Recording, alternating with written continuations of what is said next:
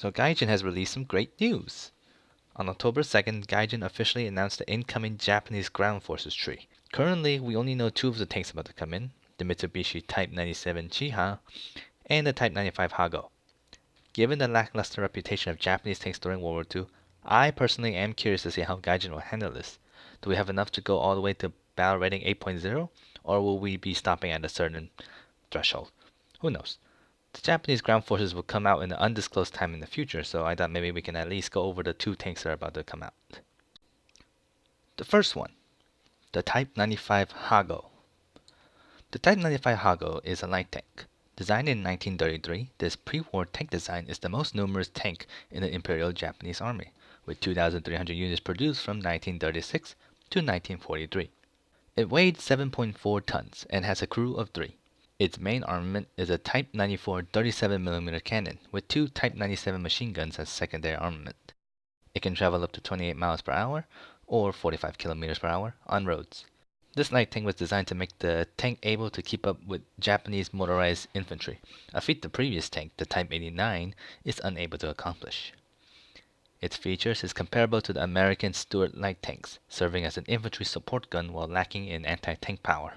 Despite that, its features in 1936, when it was adopted by the Japanese Army, made it one of the better tanks of the era with its 37mm gun and a diesel engine. The Japanese used the Type 95 in the Second Sino-Japanese War against China, proving much better than their CV-33 tankettes and past ones that they've been supplied with. It also saw use in the Battle of Khalkhin Gol against Soviet Union, which fought with their BT tanks.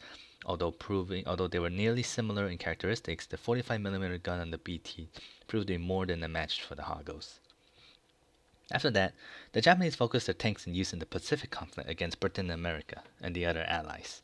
They also were the first participant in the first American tank-to-tank battle when Type 95s encountered M3 Stuarts, and the Type 95s ended up winning. Though rather adequate up to 1942, they were becoming old and outdated in the face of the newer Allied tanks such as the M4 Shermans and the Matilda IIs, which were being transferred from North Africa. When the Japanese surrendered, the Chinese ended up using hundreds of the Type 95s left behind by the Japanese up to 1949. Next up is the Type 97 Chiha. The Type 97 Chiha is a medium tank. It was designed in 1936 and was the most numerous medium tank in the Imperial Japanese Army, with about 2,092 vehicles and its variants produced from 1938 to 1943. It weighed 15 tons and had a crew of 4.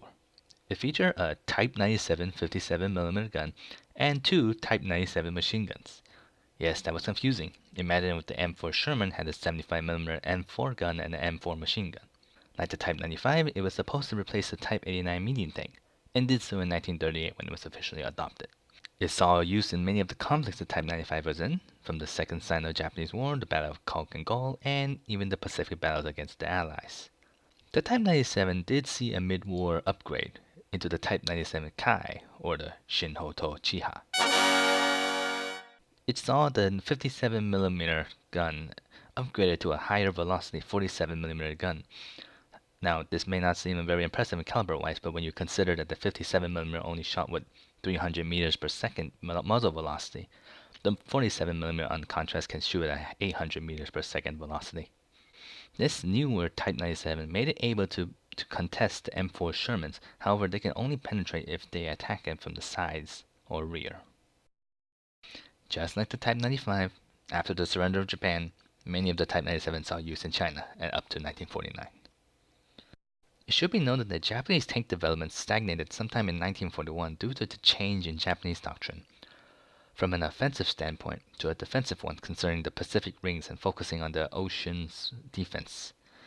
Since tanks were an assault type weapon, it did not gain much favor in the Japanese as their focus shifted toward the Navy. Such tank development that had a priority A in the 1930s dropped to a measly priority D, forcing ground troops to make do with their outdated tanks against the battered Allied tanks in the later part of World War II. Thanks for watching this short overview. I hope you are excited as I am from this announcement.